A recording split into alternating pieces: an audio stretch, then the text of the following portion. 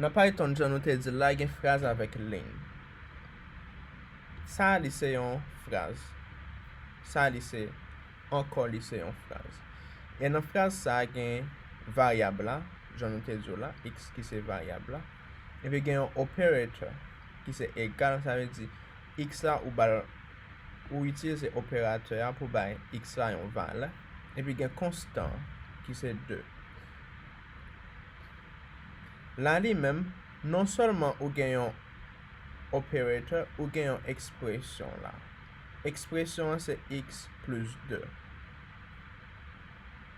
Et puis là nan le pi devan la, ou gen yon print statement. Print statement lan se yon fonksyon ke Python, ki la nan Python ki gen tan ekri, ki di, ok, lore le print sa la ou mette x la an dan, la pou tou bo x la nan konsol la. Jan nou te fel la.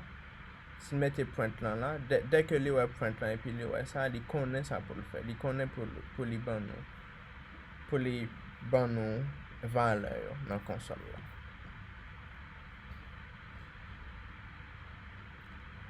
Assignment statement, se egal sa la nou utilize pou nou bay varyab la yon valè. Jan kawel nan Windows sa la. Nou pran x la, nou utilize egal la ki son assignment statement pour nous bali valè 21.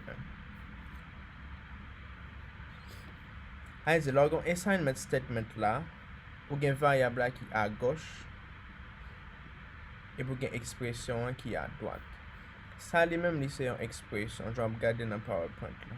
Pour ça li son expression parce que li pas juste un constant. Là on fait un calcul. Là li son calcul, c'est 3.9 multiplié par x multiplié par 1 moins x. Ça veut dire que c'est une expression. Ok. On va essayer d'écrire ça dans la console noire là. On nous dit que, genre dire là, x, nous va valeur 0.6. Et puis devant dire x égale c'est 3.9 multiplié encore par x multiplié par 1 moins x.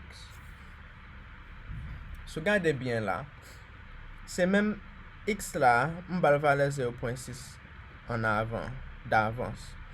Et puis c'est même x là qui c'est 0.6, mettez là tout.